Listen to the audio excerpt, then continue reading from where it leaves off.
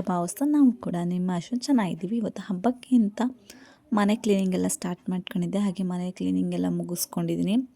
ಇನ್ನೇನು ಮಧ್ಯಾಹ್ನದಿಂದನೇ ಮನೆ cleaning start ಮಾಡ್ಕೊಂಡಿದ್ದೆ. ಇನ್ನು ಮಧ್ಯಾಹ್ನಕ್ಕೆ ಊಟಕ್ಕೆ ಅಂತ ಚಪಾತಿ ಹಿಟ್ಟ ನಾದಿಟ್ಕೊಂಡಿದ್ದೆ. ನೈಟ್ಗೆ ಆಗುತ್ತೆ ಅಂತೇಳಿ ಸ್ವಲ್ಪ ಜಾಸ್ತಿ ನಾದಿಟ್ಕೊಂಡಿದ್ದೆ. ಯಾಕೆಂದರೆ ಕ್ಲೀನಿಂಗೇ ಸ್ವಲ್ಪ ಲೇಟ್ ಆಯಿತು. ಕ್ಲೀನಿಂಗೆಲ್ಲ ಮುಗಿಸೋಷ್ಟ್ರೊಳಗಡೆ 4:15 ಆಗೋಯಿತು. ಹಾಗಾಗಿ ಮಧ್ಯಾಹ್ನ ಊಟಕ್ಕೆ ಅಂತಲೇ ಚಪಾತಿ ಅವರೆಕಾಳು ಪಲ್ಯ ಮಾಡ್ಕೊಂಡಿದ್ದೆ. ಹಾಗೆ ಕಡಲೆಕಾಳು ಉಸುಳಿ ಕೂಡ ಮಾಡಿದ್ದೆ. ನೋಡಿ ಫುಲ್ ಕ್ಲೀನಿಂಗ್ ಎಲ್ಲ ಕಂಪ್ಲೀಟ್ ಆಗಿದೆ. ಇನ್ನೇನು ಹಬ್ಬಕ್ಕೆ ಕೂಡ ಊರಿಗೆ ಹೋಗಬೇಕು. ಹಾಗೆ ಮತ್ತು ನಾನು ಸಂಜೆ ಈ ಬ್ಲಾಗ್ನ ಮತ್ತೆ ಸಂಜೆ ಸ್ಟಾರ್ಟ್ ಮಾಡ್ಕೊಳ್ತಿದ್ದೀನಿ. ಯಾಕೆಂದರೆ ಮಧ್ಯಾಹ್ನ ಅಡುಗೆ ಎಲ್ಲ ರೆಸಿಪಿ ಎಲ್ಲ ತೋರ್ಸೋಕ್ಕಾಗಲಿಲ್ಲ ಕ್ಲೀನಿಂಗ್ ಎಲ್ಲ ಇರೋದ್ರಿಂದ. ಹಾಗೆ ಪಾಪು ಒಂದು ಕಡೆ ಹಾಲು ರೆಡಿ ಮಾಡಿಕೊಂಡು ನಮಗೆ ಅಂತ ಟೀ ಕೂಡ ರೆಡಿ ಮಾಡ್ಕೊಳ್ತಿದ್ದೀನಿ. ಪಾಪು ಕೂಡ ಅಷ್ಟೇ ಕೂತಿದ್ರು. ಒಂದು 10 ನಿಮಿಷ ಅವ್ರನ್ನ ಕೂರಿಸಿ ಆಟಾಡೋಕ್ಕೆ ಬಿಟ್ಟು ಬಂದಿದ್ದೀನಿ. ನೋಡಿ ಹಾಲು ಟೀ ಎಲ್ಲ ರೆಡಿ ಆಯಿತು. ಹಸ್ಬೆಂಡ್ ಕಡೆ ಡ್ಯೂಟಿ ಮುಗಿಸ್ಕೊಂಡು ಮನೆಗೆ ಬಂದಿದ್ರು. ನೋಡಿ ಅವ್ರ ಪಪ್ಪ ಇದ್ದರೆ ಇನ್ನೇನು ಬೇಡ, ಅಷ್ಟು ಚೆನ್ನಾಗಿ ಆಟ ಆಡ್ತಿರ್ತಾರೆ. ಹಾಗೆ ಹಬ್ಬಕ್ಕೆ ಬಟ್ಟೆ ತೊಗೊಬೇಕಾಗಿತ್ತು ಅಂಥೇಳಿ ಸ್ವಲ್ಪ ಶಾಪಿಂಗಿಗೆ ಅಂತ ಹೋಗಿದ್ವಿ. ನನಗೆ ಬ್ಯಾಗ್ ತುಂಬ ಇಷ್ಟ ಆಯಿತು. ಹಾಗಾಗಿ ಇದೊಂದು ಬ್ಯಾಗ್ ತೊಗೊಳ್ಳೋಣ ಅಂತ ಹೋದ್ವಿ. ಯಾಕೋ ಅದು ಕ್ಲಾತ್ ಕೂಡ ಅಷ್ಟೊಂದು ಚೆನ್ನಾಗಿರಲಿಲ್ಲ ಅಂಥೇಳಿ ತೊಗೊಳ್ಲಿಲ್ಲ. ಬೇರೆ ಬ್ಯಾಗ್ ಸೆಲೆಕ್ಷನ್ ಮಾಡೋಣ ಅಂತೇಳಿ ವೆಯ್ಟ್ ಮಾಡ್ತಿದ್ದೆ. ಆದರೆ ಕಲರ್ ಮಾತ್ರ ತುಂಬ ಚೆನ್ನಾಗಿತ್ತು. ಹಾಗಾಗಿ ವೇರ್ ಮಾಡಿ ನೋಡ್ತಿದ್ದೆ ಚೆನ್ನಾಗಿ ಕಾಣುತ್ತೆ ಅಂಥೇಳಿ. ಹಸ್ಬೆಂಡ್ ತೊಗೊಳ್ಳಮ್ಮ ನಿನಗೆ ಇಷ್ಟ ಆದರೆ ಅಂತ ಹೇಳಿದರು. ನೋಡೋಣ ಹೇಗೆ ಕಾಣುತ್ತೆ ಅಂತ ನೋಡ್ತಿದ್ದೆ. ತುಂಬ ಚೆನ್ನಾಗಿತ್ತು ಬ್ಯಾಗು. ಆದರೆ ಕ್ವಾಲಿಟಿ ಅಷ್ಟು ಆ ಅಮೌಂಟ್ಗೆ ವರ್ತಿರಲಿಲ್ಲ ಅನ್ನಿಸ್ತು. ಹಾಗಾಗಿ ನಾನು ತೊಗೊಳ್ಲಿಲ್ಲ ಅಷ್ಟೇ. ಅದ್ರ ಬದಲೇ ಬೇರೆ ಬ್ಯಾಗ್ ತೊಗೊಳ್ಳೋಣ ಅಂಥೇಳಿ ಸರ್ಚ್ ಮಾಡ್ತಾನೆ ಇದ್ದೀನಿ. ಗೊತ್ತಿದೆ ಅಲ್ವಾ ಹೆಣ್ಮಕ್ಳು ಏನಾರು ತೊಗೊಳಕ್ಕೆ ಹೋದರೆ ಸುಮಾರು ಹುಡುಕ್ತಾ ಇರ್ತೀವಿ ಚಾಯ್ಸ್ಗೆ. ನೋಡಿ ಎಷ್ಟು ಕಲೆಕ್ಷನ್ ಇದೆ ಅಂತೇಳಿದ್ರಲ್ಲಿ ಅದರಲ್ಲೇ ನೋಡ್ತಾ ಇದ್ದೆ ಯಾವ್ದು ತೊಗೊಳ್ಳೋಣ ಅಂಥೇಳಿ.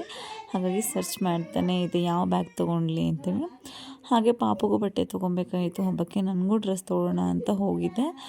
ನೋಡೋಣ ಜಸ್ಟ್ ನೋಡ್ತಿದ್ದೀನಿ ಅಷ್ಟೇ. ಏನು ಡ್ರೆಸ್ ಏನು ತೊಗೊಳ್ಲಿಲ್ಲ. ಬೇರೆ ಕಡೆ ಹೋಗಿ ಕೂಡ ನೋಡಬೇಕು. ಹಾಗಾಗಿ ಜಸ್ಟ್ ನೋಡ್ತಿದ್ದೆ ಯಾವ್ದಾದ್ರು ತೊಗೊಳ್ಳೋಣವಾ ಅಂತೇಳಿ. ಯಾಕೋ ನಂಗೆ ಅಷ್ಟೊಂದು ಲೈಕ್ ಆಗಲಿಲ್ಲ ಈ ಪ್ಲೇಸಲ್ಲಿ. ಹಾಗಾಗಿ ಬೇರೆ ಕಡೆ ಹೋಗಿ ನೋಡಿದರೆ ಆಗುತ್ತೆ ಅಂದ್ಕೊಂಡು ಜಸ್ಟ್ ಒಂದು ಕ್ಲಿಪ್ಪಿಂಗ್ಸ್ ತೊಗೊಂಡಿದ್ದೆ. ತುಂಬ ಕಲೆಕ್ಷನ್ ಇತ್ತು ಬಟ್ಟೆ ಎಲ್ಲ ಅಲ್ಲಿ. ನಾನು ಜಸ್ಟ್ ನೋಡಿಬಿಟ್ಟು ಹಾಗೆ ಬಂದೆ. ಯಾಕಂದ್ರೆ ತೊಗೊಬೇಕು ಅಂತ ಅಷ್ಟು ಅನ್ನಿಸ್ಲಿಲ್ಲ. ಯಾವುದೋ ಅಷ್ಟು ಲೈಕ್ ಕೂಡ ಆಗಲಿಲ್ಲ. ಹಾಗಾಗಿ ನಾನು ತೊಗೊಳಕ್ಕೆ ಹೋಗಲಿಲ್ಲ. ಜಸ್ಟ್ ಎಲ್ಲ ನೋಡಿಬಿಟ್ಟು ಪಾಪು ಕೂಡ ಅಷ್ಟೇ ಹಬ್ಬಕ್ಕೆ ಕೆಲವೊಂದು ಬಟ್ಟೆ ತೆಗಿಬೇಕಾಗಿತ್ತು. ಹಾಗಾಗಿ ಬೇರೆ ಅಂಗಡಿಗೆ ಹೋಗಿ ನೋಡೋಣ ಅಂಥೇಳಿ ಇಲ್ಲಿ ಜಸ್ಟ್ ನೋಡ್ಕೊಂಡ್ಬಿಟ್ಟು ಇನ್ನೇನು ಹೋಗೋಣ ಅಂತ ಹೊರಟ್ವಿ. ನಿಜವಾಗ್ಲೂ ತುಂಬ ಕಲೆಕ್ಷನ್ ಇತ್ತು. ಹಾಗೆ ಅವ್ರಿಗೊಂದು ಕ್ಯಾಪ್ ಕೂಡ ತೊಗೊಬೇಕಾಗಿತ್ತು. ಅದನ್ನು ಕೂಡ ನೋಡ್ತಾ ಇದ್ದೆ. ಅವ್ರಿಗೆ ಸ್ವಲ್ಪ ಬಟ್ಟೆ ಕ್ಯಾಪು ಸ್ವಲ್ಪ ಕ್ಯಾಪೆಲ್ಲ ಚೆನ್ನಾಗಿರಲಿಲ್ಲ. ಹಾಗಾಗಿ ಕ್ಯಾಪ್ ತೊಗೊಳ್ಳೋಣ ಅಂತ ಬಂದೆ. ತುಂಬ ಕಲೆಕ್ಷನ್ ಇಟ್ಟಿದ್ರು. ಅವ್ರಿಗೂ 2 ಕ್ಯಾಪನ್ನ ತೊಗೊಂಡೆ. ಊರಿಗೆ ಹೋಗ್ತೀನಿ ಚಳಿಯಲ್ಲಿ ಅಂತೇಳಿ ಇನ್ನೇನು ತೊಗೊಂಡ್ಬಿಟ್ಟು ಚಿಕ್ಕ ಶಾಪಿಂಗ್ ಕೂಡ ಮುಗಿಸ್ಕೊಂಡು ಇನ್ನೇನು ಮನೆಗೆ ಕೂಡ ಹೊರಟ್ವಿ. ನೈಟ್ಗೆ ಆಲ್ರೆಡಿ ಚಪಾತಿ ಮಾಡೋಣ ಅಂತ ಆಲ್ರೆಡಿ ಹಿಟ್ಟೆಲ್ಲ ನಾದಿಟ್ಟು ಬಂದಿದ್ದೆ. ಹಾಗೆ ಐಬ್ರೋ ಮಾಡಿಸ್ಕೊಬೇಕಾಗಿತ್ತು. ಊರಿಗೆ ಹೋಗ್ತಿದ್ದೀನಲ್ವ, ಹಾಗಾಗಿ ಐಬ್ರೋ ಮಾಡಿಸ್ಕೊಂಬರೋಣ ಅಂತ ಹೋಗಿ ಐಬ್ರೋ ಕೂಡ ಮಾಡಿಸ್ಕೊಂಡೆ. ತುಂಬ ಚೆನ್ನಾಗಿ ಮಾಡಿದ್ರೆ ಐಬ್ರೋ ಕೂಡ. ನಮ್ಮ ಮನೆ ಹತ್ರನೇ ಇದೆ, ಹಾಗಾಗಿ ಅಲ್ಲೇ ಮಾಡಿಸ್ಕೊಂಡು ಹಸ್ಬೆಂಡ್ ಕೂಡ ಅಷ್ಟೇ ವೆಯ್ಟ್ ಮಾಡ್ತಾಯಿದ್ವಿ. ಇನ್ನೇನು ಶಾಪಿಂಗ್ ಐಬ್ರೋ ಎಲ್ಲ ಮುಗಿಸ್ಕೊಂಡು ಏನಾದರೂ ತಿಂದ್ಬಿಟ್ಟು ಹೋಗೋಣ ಅಂಥೇಳಿ. ತುಂಬ ದಿವಸ ಆಗಿತ್ತು ಹೊರಗಡೆ ಏನು ತಿಂದಿರಲಿಲ್ಲ ಅಂಥೇಳಿ ನಾನು ಬೇಲ್ಪುರಿ ತೊಗೊಳ್ಳೋಣ ಅಂದ್ಕೊಂಡೆ. ಬೇಡ ದಹಿ ಪುರಿ ತೊಗೋ ಅಂಥೇಳಿ ದಹಿ ಪುರಿ ತೊಗೊಂಡ್ರು. ನನಗೆ ದಹಿ ಪುರಿನೂ ಅಷ್ಟೊಂದು ಲೈಕ್ ಆಗುತ್ತೆ. ಹಾಗಾಗಿ ದಹಿ ಪುರಿ ಕೂಡ ತಿನ್ಕೊಂಡು ಪಾಪುಗೆ ಇದನ್ನೆಲ್ಲ ತಿನ್ನಿಸಲ್ಲ. ಆದರೆ ಅದು ಕ್ಯಾರೆಟ್ ಏನಾದ್ರು ಸಿಕ್ಕರೆ ಮಾತ್ರ ತಿನ್ನಿಸ್ತೀನಿ. ತಿನ್ನು ಪಾಪು ಒಂದೇ, ಯಾಕೆ ಅವ್ರು ಅಷ್ಟೊಂದು ಇಷ್ಟಪಡಲಿಲ್ಲ. ಹಾಗಾಗಿ ದಹಿ ಪುರಿನೇ ತಿಂದ್ಕೊಂಡು ಇನ್ನೇನು ಮನೆಗೆ ಹೊರಡೋಣ. ಹೇಗಿದ್ರು ನೈಟ್ಗೆ ಆಲ್ರೆಡಿ ಅಡುಗೆ ಕೂಡ ರೆಡಿ ಆಗಿದೆ. ಚಪಾತಿ ಲಟ್ಟಿಸ್ಕೊಬೇಕು ಅಷ್ಟೇ. ಈ ಥರ ಚಿಕ್ಕ ಚಿಕ್ಕ ಖುಷಿ ಇರುತ್ತೆ. ಯಾಕಂದರೆ ಅಪರೂಪಕ್ಕೆ ಈ ರೀತಿ ಎಲ್ಲ ಹೊರಗಡೆ ಹೋಗಿ ಏನಾದ್ರು ತಿನ್ಕೊಂಬಂದರೆ ಅದ್ರ ಖುಷಿನೇ ಒಂಥರ ಮಜವಾಗಿರುತ್ತೆ. ಹಾಗಾಗಿ ದಹಿ ಪುರಿ ಕೂಡ ತಿಂದ್ಕೊಂಡು ಇನ್ನೇನು ಮನೆಗೆ ಕೂಡ ಹೊರಟ್ವಿ. ಹಾಗೆ ಚಿಕ್ಕ ಪುಟ್ಟ ಐಟಮ್ಸ್ ತಂದಿದ್ನಲ್ಲ ಅದನ್ನು ಕೂಡ ನಿಮ್ಮ ಜೊತೆ ಶೇರ್ ಮಾಡ್ತಾಯಿದ್ದೀನಿ. ಜ್ಯೂಸ್ ಲೈಟ್ ಇರಲಿಲ್ಲ, ಒಂದು ಚಿಕ್ಕ ಲೈಟ್ ತೊಗೊಂಡಿದ್ದೆ. ಜೊತೆಗೆ ಒಂದು ಚಾಕು ಹಾಕಿ ಒಂದು ಕೊಟ್ಟಿದ್ದಾರೆ. ಅದೇ ಟೀ ಸೊಪ್ಪು ತುಂಬ ಹಾಳಾಗಿತ್ತು. ಹಾಗೆ ಒಂದು ಟೀ ಸೊಪ್ಪು ತೊಗೊಂಡಿದ್ದೀನಿ. ಹಾಗೆ ಸಿಂಕ್ ಕ್ಲೀನ್ ಮಾಡಿ ತೊಗೊಂಡಿದ್ದೀನಿ. ಯಾಕಂದರೆ ಅದು ಹಾಳಾಗಿತ್ತಲ್ಲ ಸಂತೆ ತೊಗೊಂಡಿದ್ದೀನಿ. ಆಮೇಲೆ ಒಂದು ಚಾಕು, ಹಳೆ ಚಾಕು ಏನಾಗಿತ್ತು ಅಂತಂದರೆ ಅದು ಫುಲ್ಲು ಎರೇಸ್ ಮಾಡಬಾರ್ದಂದರೆ ಕಟ್ ಮಾಡೋಕ್ಕೆ ಬರ್ತಿಲ್ಲ, ಆ ಥರ ಆಗಿತ್ತು. ಅದಕ್ಕೋಸ್ಕರ ಅಂತ ಒಂದು ಚಾಕು ಕೂಡ ತೊಗೊಂಡಿದ್ದೀನಿ. ಹಾಗೆ ನಮ್ಮ ಪಾಪುಗಿಂತ ಕೂತಿದೆ ಒಂದು ತೊಗೊಂಡಿದ್ದೀನಿ. ಆಯಿತಾ. ಹಾಗೆ ಬಟ್ಟೆ ಪಾಪುಗೆ ಟೋಪಿ ಎಲ್ಲ ತೊಗೊಂಬಂದಿದ್ದೀನಿ. ಅದೆಲ್ಲ ತೋರ್ಸೋಕ್ಕಾಗಲಿಲ್ಲ ವೀಡಿಯೋದಲ್ಲಿ. ನಾನು ವೀಡಿಯೋ ಹಾಕ್ತಿದ್ದೆ ಅಂದ್ಕೊಂಡೆ, ಆದರೆ ವೀಡಿಯೋ ಆಗಿರಲಿಲ್ಲ. ಹಾಗಾಗಿ ಚಿಕ್ಕ ಪುಟ್ಟ ಐಟಮ್ಸ್ ಮಾತ್ರ ತೋರಿಸಿದೆ.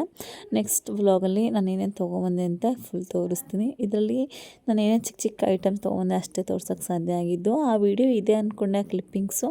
ಆ ಕ್ಲಿಪ್ಪಿಂಗ್ ರೆಕಾರ್ಡ್ ಕೂಡ ಆಗಿಲ್ಲ ಅಂತ ವ್ಲಾಗ್ ಎಡಿಟ್ ಮಾಡಬೇಕಾದ್ರೇ ಗೊತ್ತಾಯಿತು. ಹಾಗೆ ನಾನು ಏನೇನು ತಂದೆ ಅಂತ ಕೂಡ ನಾನು ನೆಕ್ಸ್ಟ್ ವ್ಲಾಗಲ್ಲಿ ತೋರಿಸ್ತೀನಿ. ಹಾಗೆ ಚಿಕ್ಕ ಪುಟ್ಟ ಐಟಮ್ಸ್ ಕೂಡ ತೊಗೊಂಡ್ಬಿಟ್ಟು ಇನ್ನೇನು ಮುಗಿಸ್ಕೊಂಡು ಮನೆಗೆ ಬಂದ್ವಿ. ಮನೇಲಿ ಕೂಡ ಅಷ್ಟೇ ಅಡುಗೆ ಕೂಡ ಎಲ್ಲ ರೆಡಿ ಇದೆ. ಚಪಾತಿ ಲಟ್ಟಿಸ್ಕೊಬೇಕು ಅಷ್ಟೇ. ಚೆನ್ನಾಗಿರುತ್ತೆ ಈ ರೀತಿ ಹೊರಗಡೆ ಬಂದರೆ. ಹಾಗೆ ಎಲ್ಲ ಮುಗಿಸ್ಕೊಂಡು ನೈಟ್ ಮನೆಗೆ ಬಂದಾದಮೇಲೆ ಅಡುಗೆ ಕೂಡ ರೆಡಿ ಮಾಡ್ಕೊಬೇಕು. ಪಾಪುನ ಕೂಡ ಕೂರಿಸಿದ್ದೀನಿ. ಅಂದರೆ ಕೆಲವು ಸರಿ ಹಠ ಮಾಡ್ತಾ ಇರ್ತಾರೆ. ಇವತ್ತು ಸುಮ್ಮನೆ ಕೂತ್ಕೊಂಡಿದ್ರು, ಯಾಕೋ ಟಿ ವಿ ಎಲ್ಲ ಹಾಕ್ಬಿಟ್ಟು ಬಂದಿದ್ದೆ. ಹೇಗಿದ್ರು ಅವ್ರ ಪಪ್ಪ ಇದ್ರಲ್ವ, ಅವ್ರು ನೋಡ್ಕೊಳ್ತಾರೆ ಅಂತೇಳಿ ಇನ್ನೇನು ಚಪಾತಿ ಲಟ್ಟಿಸ್ಕೊಳ್ಳೋಣ ಅಂತ ಬಂದಿದ್ದೀನಿ. ಹಾಗೆ ನಾನು ವ್ಲಾಗ್ನ ಪೂರ್ತಿಯಾಗಿ ನೋಡಿ ಹೊಸ್ದಾಗಿ ಚಾನಲ್ ದಯವಿಟ್ಟು ಸಬ್ಸ್ಕ್ರೈಬ್ ಮಾಡಿಕೊಂಡು ನನ್ನ ಚಾನಲ ವೀಕ್ಷಿಸಿ. ಹಾಗೆ ನೋಡಿ ಹಿಟ್ಟೆಲ್ಲ ಕಲಸಿಟ್ಟು ಹೋಗಿದ್ದೆ, ಇನ್ನೇನು ಚಪಾತಿ ಲಟ್ಟಿಸ್ಕೊಬೇಕು ಅಷ್ಟೇ. ಹಾಗೆ ಪಲ್ಯ ಎಲ್ಲ ಕೂಡ ರೆಡಿ ಮಾಡಿ ಇಟ್ಟೋಗಿದ್ದೀನಿ. ನೋಡಿ ಅವರೆಕಾಳು ಪಲ್ಯ ಮಾಡಿದ್ದೆ. ಹಾಗೆ ಕೆಳಗಡೆ ಮನೆ ಪಾಪು ಕೂಡ ಬಂದಿದ್ರಲ್ವ, ಅವ್ರ ಜೊತೆಗೆ ಆಟಾಡ್ತಾ ಇದ್ರು ನಮ್ಮ ಪಾಪು. ಹಾಗೆ ವ್ಲಾಗ್ನ ನೆಕ್ಸ್ಟ್ ಡೇ ಈವ್ನಿಂಗಿಂದ ಕಂಟಿನ್ಯೂ ಮಾಡ್ತಾ ಇದ್ದೀನಿ. ಅಂದರೆ ನೆಕ್ಸ್ಟ್ ಡೇ ವ್ಲಾಗೆಲ್ಲ ಫುಲ್ ಡೇ ವ್ಲಾಗ್ ಮಾಡ್ಕೊಳಕ್ಕಾಗಲಿಲ್ಲ. ಹಾಗಾಗಿ ಈವ್ನಿಂಗಿಂದ ವ್ಲಾಗ್ನ ಸ್ಟಾರ್ಟ್ ಮಾಡ್ಕೊಂಡಿದ್ದೀನಿ. ನೋಡಿ ನಮ್ಮ ಪಾಪು ಯಾವ ರೀತಿ ಎಲ್ಲ ಮಾಡ್ತಿದ್ದಾರೆ. ಅವ್ರಿಗೆ ಸ್ಪೆಟ್ಸ್ ಕೊಡು ಅಮ್ಮ ಅಂತ ಅಳ್ತಾ ಇದ್ರು ಅಂತ ಕೈಲಿ ಕೊಟ್ಟೆ. ಅಮ್ಮ ನಿನ್ಗೆ ಹಾಕ್ತೀನಿ ಅಂತೇಳಿ ಹಾಕ್ಕೊಳ್ತಿದ್ದಾರೆ. ನೋಡಿ ಯಾವ ರೀತಿ ಕೀಟ್ಲೆ ಮಾಡ್ತಿದ್ದಾರೆ ಅಂತೇಳಿ. ನೀವು ಹಾಕೋ ಪಾಪು ಅಂತ ಹೇಳಿದರೆ ಅಮ್ಮ ನಿನ್ಗೆ ಹಾಕ್ತೀನಿ ಫಸ್ಟು ನೋಡ್ತೀನಿ ಅಂತ ನನಗೆ ಹಾಕ್ತಿದ್ರು. ಈ ಥರ ಪುಟ್ಟು ಚೇಷ್ಟೆಗಳೇ ಮಕ್ಕಳು ಮಾಡೋದು ತುಂಬ ಇಷ್ಟ ಆಗುತ್ತೆ ಅಲ್ವಾ. ಹಾಗಾಗಿ ಅವ್ರ ಜೊತೆ ಆಟ ಆಡ್ತಾ ಇದ್ದೆ. ಹಾಗೆ ಒಂದು ವಿಡಿಯೋ ಮಾಡಿಕೊಂಡೆ. ನೋಡಿ ಯಾವ ರೀತಿ ಮಾಡ್ತಿದ್ರೆ. ನಾನೇನಾದರೂ ಹಾಕ್ತೀನಿ ಅಂದರೆ ಬೇಡ ಅಂತಾರೆ. ನಾನೇ ಹಾಕ್ತೀನಮ್ಮ ನಿನಗೆ ಅಂತೇಳಿ ಹಾಕ್ತಾಯಿದ್ರು.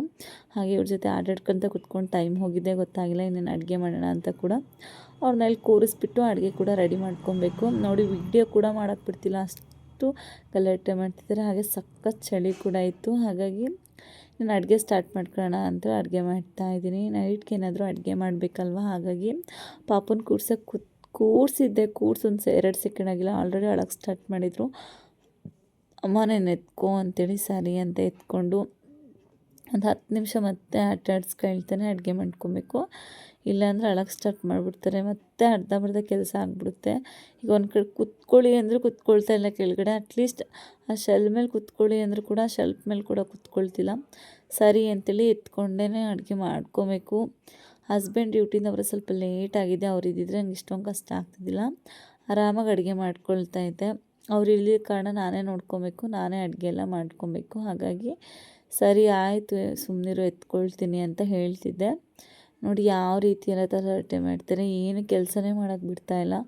ಮಲಗಿಸ್ಬಿಟ್ಟು ಬರೋಣ ಅಂದರೂ ಮಲ್ಕೊಳ್ಳೋದು ಇಲ್ಲ. ಇನ್ನು ಊಟ ಕೂಡ ಮಾಡಿಲ್ವಲ್ಲ. ಹಾಗಾಗಿ ಸರಿ ಅಂತೇಳಿ ಅವ್ರನ್ನ ಆಟಾಡ್ಸ್ಕೊಳ್ತಾನೆ ಅಡುಗೆ ಮಾಡ್ಕೊಳ್ತಿದ್ದೆ. ಏನು ಅಡುಗೆ ಮಾಡೋದು ಅನ್ನೋದೇ ದೊಡ್ಡದು ಯೋಚನೆ ಆಗಿಬಿಟ್ಟಿದೆ. ಹಾಗಾಗಿ ಏನಾದರೂ ಅಡುಗೆ ಮಾಡೋಣ ಅಂತ ರೆಡಿ ಮಾಡ್ಕೊಳ್ತಾ ಇದ್ದೀನಿ. ಈಗ ಚಪಾತಿ ನಿನ್ನೆ ನೈಟ್ ಮಾಡಿದ್ದೆ. ಹಾಗಾಗಿ ಈಗ ಸಿಂಪಲ್ಲಾಗಿ ಟೊಮಟೊ ತಿಳಿ ಸಾರು ಮಾಡಿಕೊಂಡು ಮುದ್ದೆ ಮಾಡೋಣ ಅಂತ ರೆಡಿ ಮಾಡ್ತಾಯಿದ್ದೀನಿ. ಪಾಪು ಕೂಡ ಅಷ್ಟೇ ಅಲ್ಲಿ ಆಟಾಡೋಕ್ಕೆ ಬಿಟ್ಬಿಟ್ಟು ಬಂದಿದ್ದೀನಿ. ಸುಮ್ಮನೆ ಆಟಾಡ್ತಾ ಇದ್ದಾರೆ. ಇಲ್ಲಾಂದರೆ ಏನು ಮಾಡ್ತಾರೆ, ಸಖತ್ ಗಲಾಟೆ ಮಾಡೋಕ್ಕೆ ಸ್ಟಾರ್ಟ್ ಮಾಡ್ತಾರೆ. ನೋಡಿ ಆಲ್ರೆಡಿ ಬಂದು ಎತ್ಕೊಮ್ಮ ಅಂತ ಹೇಳೋಕ್ಕೆ ಸ್ಟಾರ್ಟ್ ಮಾಡಿದರು. ಸಾರಿ ಅಂತೇಳಿ ಅವ್ರನ್ನೂ ಕೂಡ ಎತ್ಕೊಂಡು ಆಟಾಡಿಸ್ತಾ ಇದ್ದೀನಿ.